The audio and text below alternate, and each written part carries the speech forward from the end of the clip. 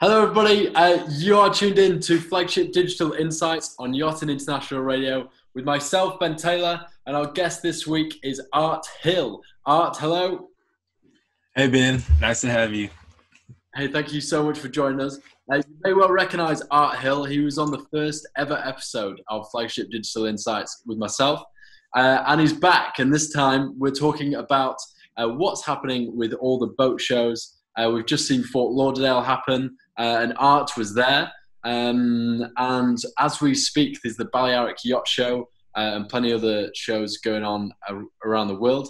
But we're just going to discuss it, seeing how well they've done and what we expect to see in the future. So we'll just dive straight on in. So very open question, Art. How was Fort Lauderdale?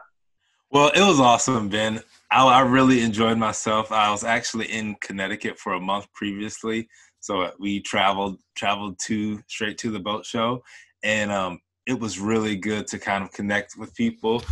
Hats off to Informa first and foremost. They really did a good job enforcing the mask, trying to keep everybody safe. There's tons of sanitization stations all around. They had, I would say, an army of event staff basically around, kind of going around the show, reminding people to keep their mask on. Everyone that was in attendance to the show, especially the first few days, were really, really vigilant of it. And I would say that the show overall was really, really, I would say, well attended given the circumstances. It was not the full-blown Fort Lauderdale boat show that we know and love and that they built up over the year. It was scaled back quite a bit in attendance, but not in passion, right? The boat brokers that were there, the people that were there, the buyers that were there meant to be there. They were the serious people in the business. They were the networkers. They were people who were there with all the right intentions, especially the first few days. When the weekend came around, Saturday and Sunday, then, of course, other people traveled to the city, and then they got pretty congested, I would say, especially in certain parts of the shows, right? So over in the center console area, in the powerboat area, even in the F dock, where some of the day yachts were there was obviously a lot more foot traffic there. All things considered, it was really good the way that Informa put this show on, and then they proved to the world, especially in Florida, that these events could take place, in a kind of a safe environment. And what they did was they took kind of a key from Disney, and they used, some of the safety checks that they did. They checked your temperatures as you came in. All of the entries and payments it was cashless, touchless. There was none of that, 6 feet distance rules in lines. Even when you ate, the tables were really, really far apart. And say you were walking around with the drinks, some of the patrons were a little more, I would say thoughtful, as they were drinking as they had masks on. And then again, the Informa staff was reminding people, okay, if you're drinking a beverage, in between sips, put your mask on, right? Because they just didn't want to have people walking around. And again, I think the show itself was awesome. The boat brokers that were there sold a lot of boats. They really sold a lot of boats. I mean, there's no secret now that the pandemic itself has really helped the boating industry because of so many people locked down, travel restrictions in place. You can't go on these big elaborate vacations. So what people are doing now is staying home, kind of going outdoors, enjoying the family time together. And the boating industry as a whole has been reaping the benefits of it.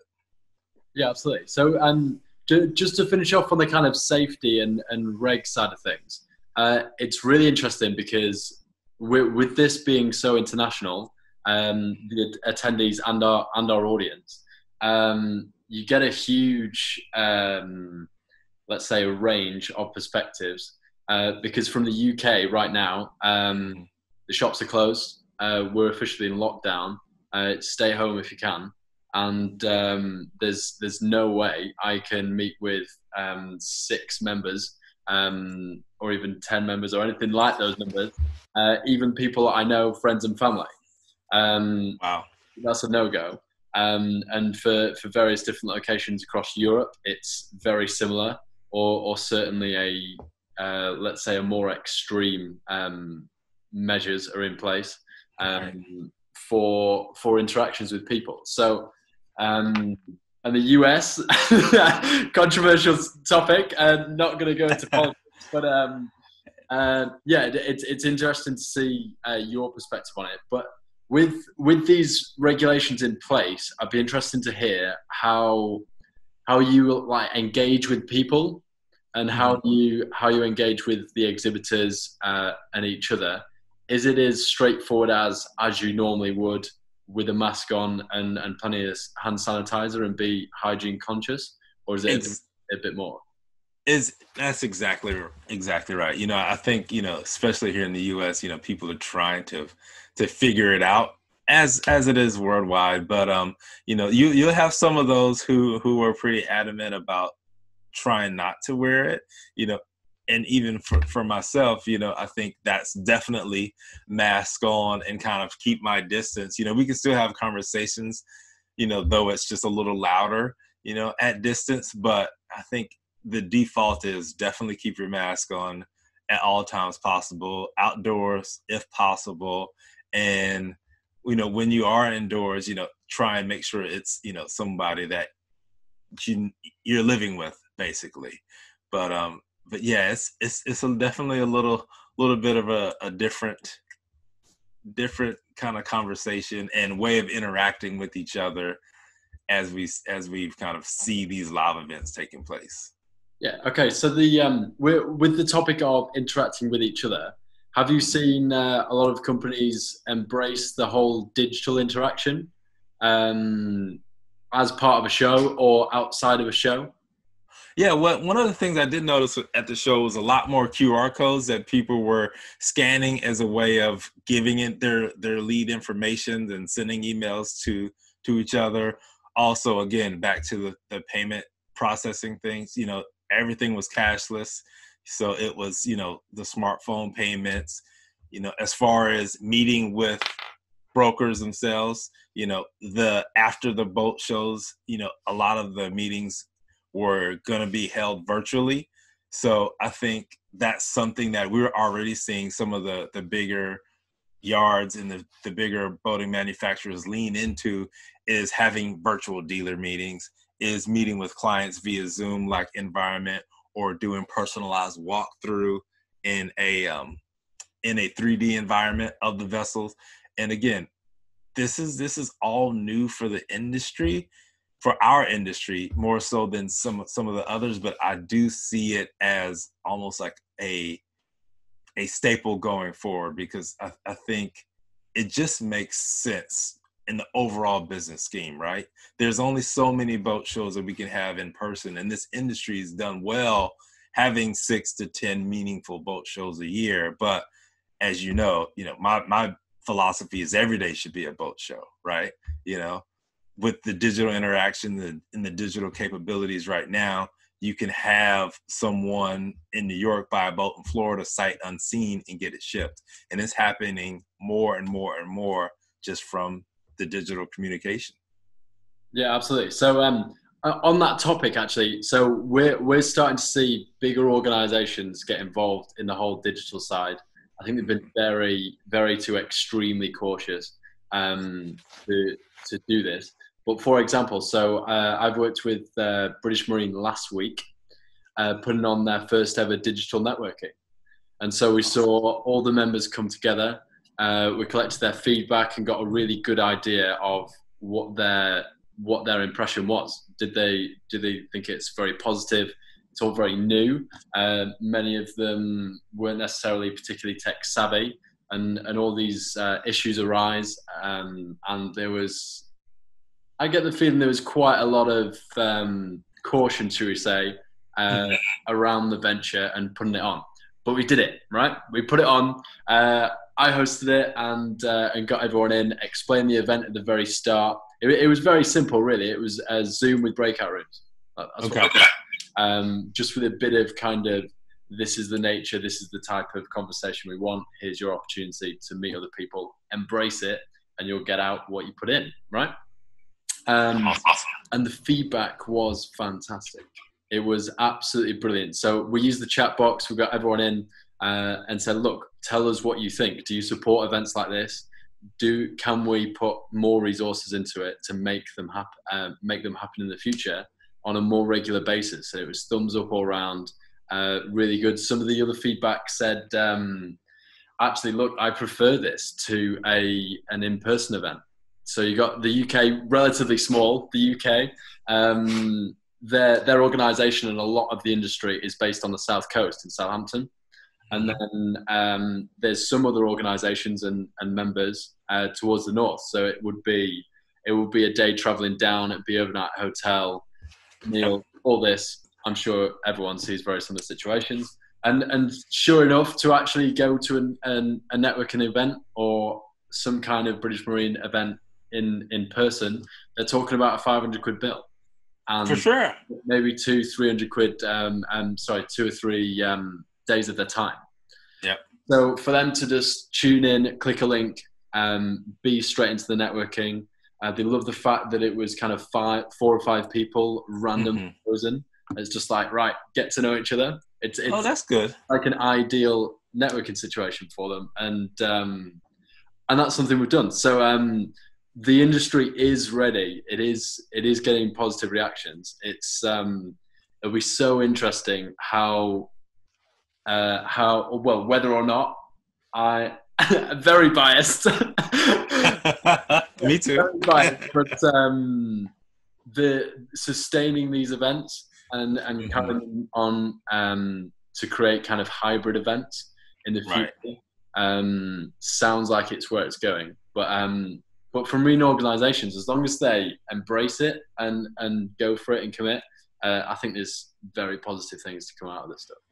I agree. And I think one thing our industry needs to do as kind of a whole is kind of look at other verticals and see how they've already been doing these large scale events. I know Rebecca Whitlock has kind of mentioned that, look at e-gaming or, the gaming industry. They've been doing it already for years. Hybrid events, all virtual events, paid admissions, celebrity entertainment, like they're really embraced it because they can see the scale and they've successfully executed on that. I think that's some of the things that we can start to overlay and have those conversations, as the boating industry comes into this. But I agree. I think, I'm really biased towards it. And I think it's only beneficial because, again, the money aspect of it, the time aspect, we missed the Europeans at Fort Lauderdale Boat Show just because if they were somehow to travel, there was a mandated quarantine for 14 days when they got back. Same with interstate travel here in the U.S. versus Canada. So, I mean, I think it just makes sense, they can't have their main people out of commission or out of, their business for that long. The cost is just too much, whether it's capital or opportunity cost. Yeah, absolutely. The economical efficiency of these digital events, if you achieve the same thing, which I suppose is the challenge, it's glorious. And with the gaming industry, I knew they were happening. I didn't know the scale of them. Oh my God! The scale of them is absolutely phenomenal. It's millions of people. Millions. Oh. And and you're seeing some of those musicians lean into it as well. The ones that are doing it in person are having like drive-through movie theater experiences where you stay in your car and you come to this big parking lot essentially, and then they simulcast it via Zoom for a fee, and they're making it happen. So I think as we kind of evolve, we'll see in some of the things changes. But what I run into and what where it always kind of comes down to it is leadership and how they have buy-in on what they're going to do, right? So do they see it as a way of making revenue? Are they comfortable with the tech? Are they trying to resting on their laurels as saying like, this is kind of weird, we're not comfortable with it.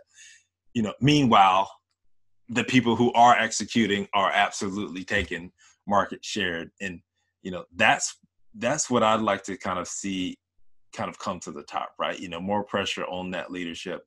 But again, it's all, these are all people that run in these businesses. So people have their own agendas, their own thought processes, and rightfully so, because they wouldn't have achieved that level of success based off of what they knew worked at the time, right? So it's definitely issues. Change, right?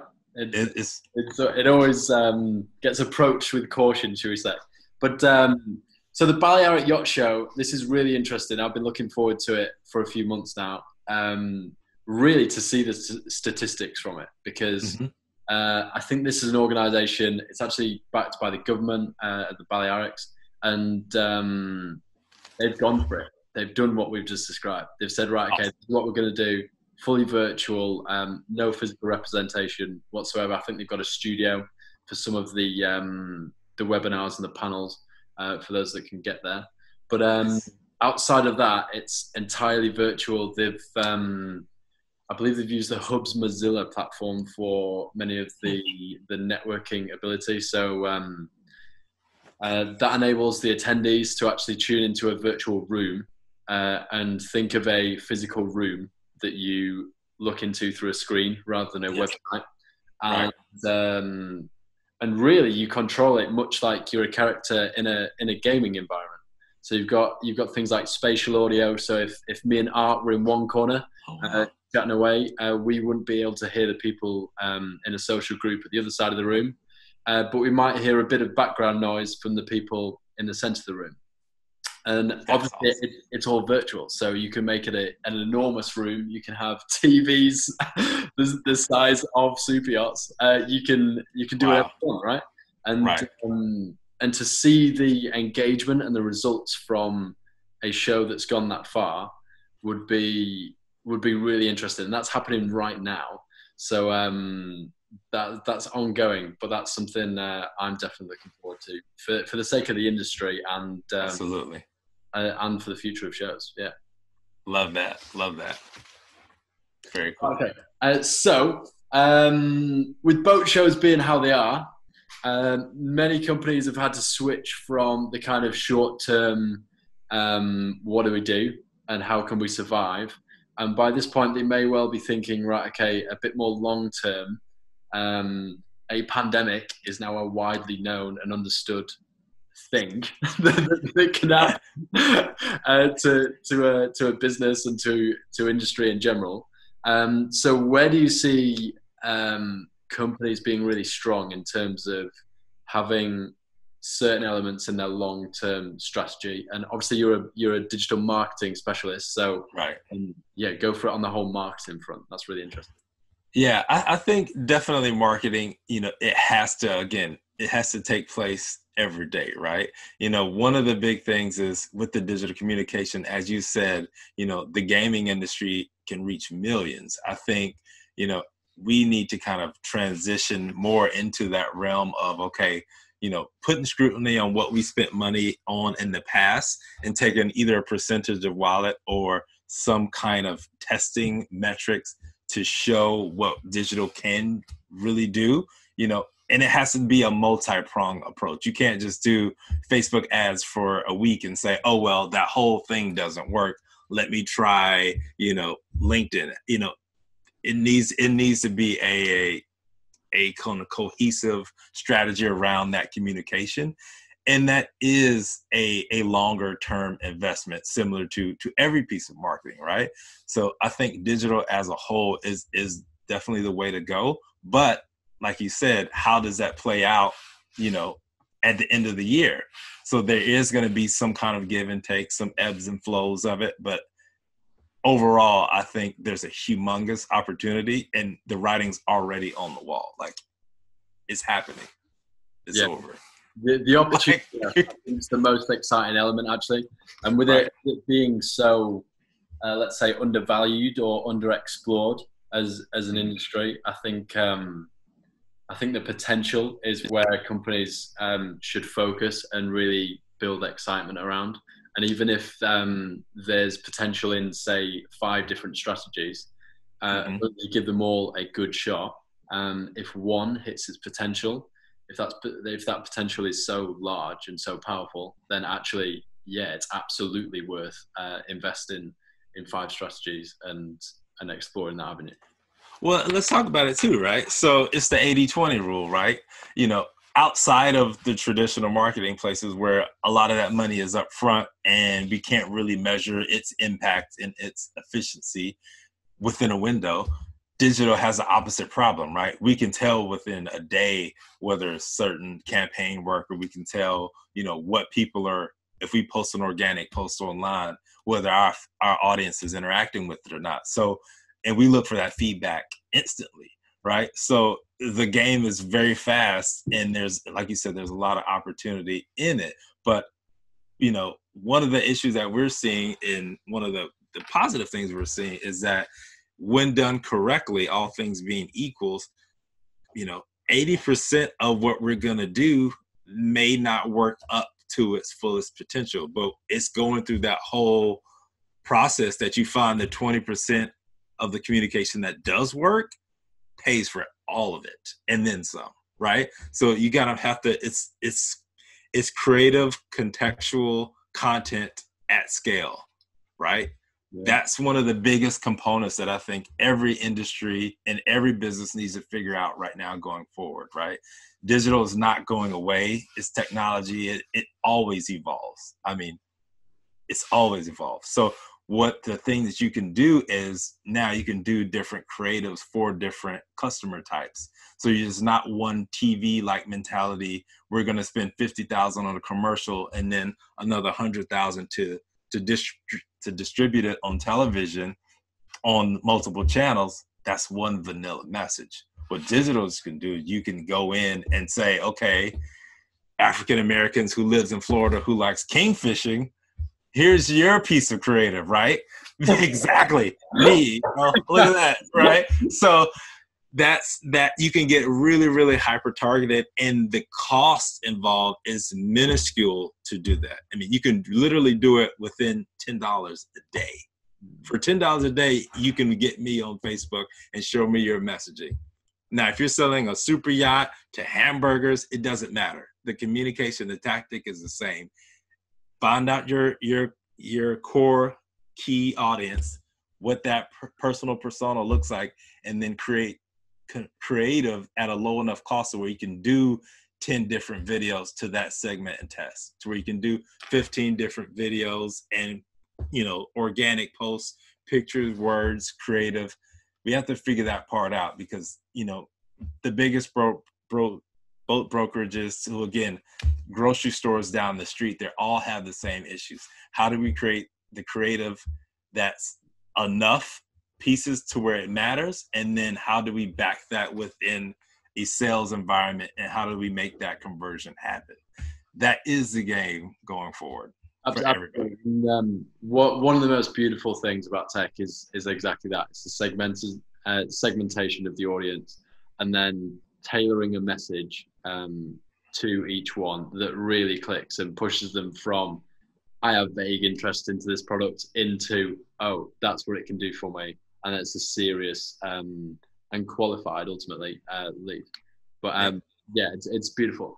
And talk about tech evolving. So LinkedIn's had quite a lot of updates. There's a few features coming out which could be very exciting. I know we mentioned one the other day about live broadcasting, which we would be doing with this. Yes.